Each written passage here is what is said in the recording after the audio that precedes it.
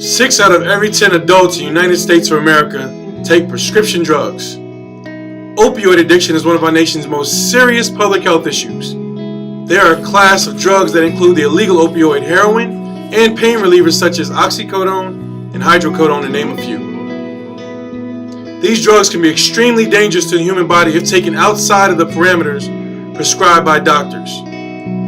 In 2016, the National Center for Health Statistics reported a sharp surge in overdoses with over 20,000 deaths related to prescription medications. Early 2017 data suggests that over 2 million Americans will be addicted to opioids by the end of the year.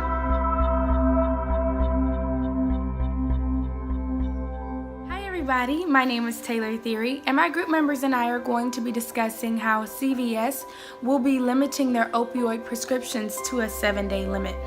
This means that patients that come into the pharmacy with a prescription for 30 days worth will only be getting 7 days at one time. So a patient will have to go into the pharmacy about 4 times within the month just to fill their month's worth of pills. This can be very annoying and inconvenient to some patients because they have to constantly go into the pharmacy. But this change is going to be helpful because it's going to reduce the number of people that can become addicted to opioids. You know, today you can get your prescription filled and you can get your 30 days or 60 days worth now right in your hand. And for some people that's too much of a drug at one time. They don't know what to do with it and they abuse it. So this is going to help reduce that number of people becoming addicted and abusing the drug. CVS is really putting more restrictions and limits down on doctors and patients. Also, the pharmacist will have a lot to do with this as well.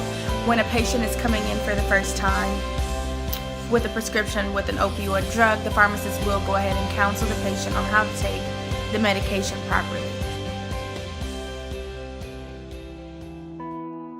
Hi, my name is Carissa Brown, and I want to talk to you about the opioid crisis and how the CVS CEO, Larry Merlo, is taking a positive initiative in trying to decrease the American opiate abuse.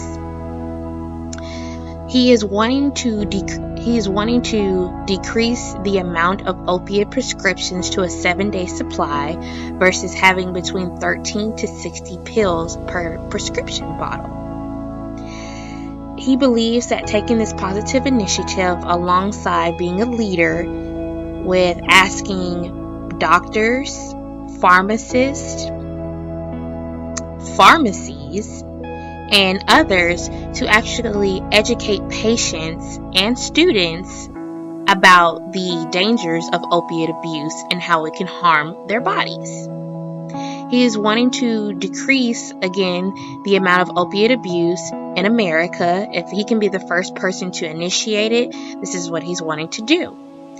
How it's going to affect some of the patients if they choose to get their prescriptions with CVS, it's going to limit some of the doctors from abusing their licenses and overprescribing opiates for pain, as well as it's going to affect patients who already have an addiction to opiates and having to feed their habit, as well as company profits that supply the drugs for the pharmacies will probably decrease as well.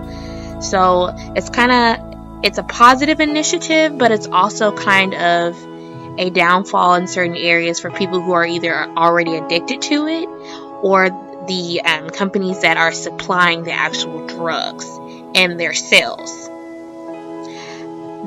The CVS CEO, Larry Merlo, is, like I said, is taking a positive initiative in order to decrease the amount of opiate abuse.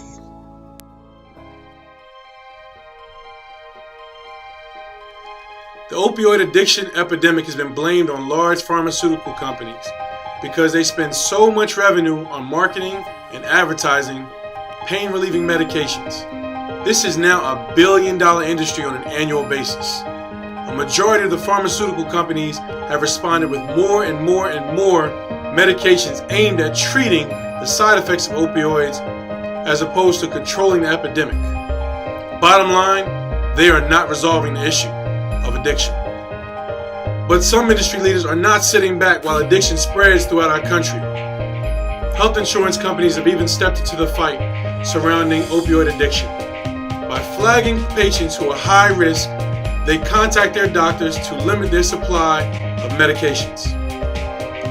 And most recently this month, a veteran New York City litigator, Paul Hanley, has taken on opioid makers, citing they have a history of underplaying the addiction risk of their medications. The good news is the epidemic has been noticed by so many now. In my opinion, it will take a collective effort involving legal action, education, setting restrictions on the pharma industry, and using CVS as a model to set the industry standards for all drugstores throughout the country. It is equally as important to set standards for how often patients can get medications that have been closely monitored because of their potential addiction or abuse. CVS has over 9,000 pharmacies and 1,100 walk-in clinics. If in these shoes, I would propose a shift in all pharmacy chain prescription policies. This mandate would allow patients to go to any walk-in clinic in the country and pick up a script without the worry that currently exists. This would serve as a benefit to all high-risk patients by reducing the opportunity for misuse of potentially addictive medications. This would also allow individuals who are not addicted to pick up medications and manage their dosages with pharmacists that all have the same form of training to maintain safety standards regarding these medicines. The overall benefit of this proposal would ensure the safety of at-risk patients that need to be prescribed and regulate opioid prescription abuse. By setting standards on medications, this could be potentially harmful to both the pharmaceutical industry and doctors. The effects will be similar to that of the tobacco industry. It will not change complete policies surrounding the opioid makers, but it will help manage how medications are prescribed, how often patients get them, and how they are marketed as pain relievers. Many organizations and firms and corporations could face implications by not taking part in the battle against opioid addiction. But I think with an organization, a corporation as large as CVS, they would face possible financial implications, social implications, and ethical implications by not stepping up to fight this national crisis. I also think that they would actually lose part of their market share if their patrons decided to actually blame CVS for enabling doctors who provide patients with large amounts of opioids simply by not carefully monitoring the number of scripts written for these types of medications on a consistent basis. All businesses thrive off of some goodwill. Today that's known as social responsibility, which takes into account the overall impact of the company and society at large. If a company does not maintain goodwill, then we often see it as companies struggling to operate due to lack of support and trust from the patrons or the market space that it actually resides in. Historically, many corporations throughout the United States history have overlooked company ethics for financial gain. CVS reinforces its stance on opioid addiction by donating an additional $2 million towards opioid abuse treatment charities throughout the country. It has always been the healthy-centered brand.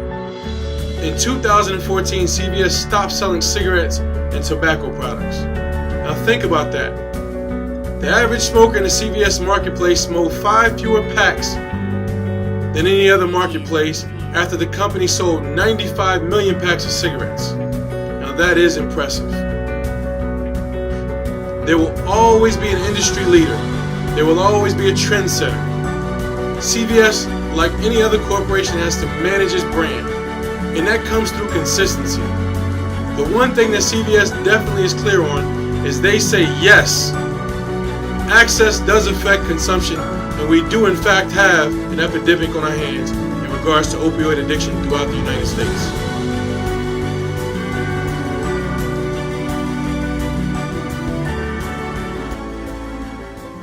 After watching our video, here are a couple things to discuss. Why is CVS now choosing to go ahead and make a positive change towards the national opioid epidemic crisis versus an earlier time when it has always been an issue? Secondly, do you think that patients will give their business to other pharmacies? Or do you think that this initiative CVS is making will be enough and that they can keep their patients and business will stay the same?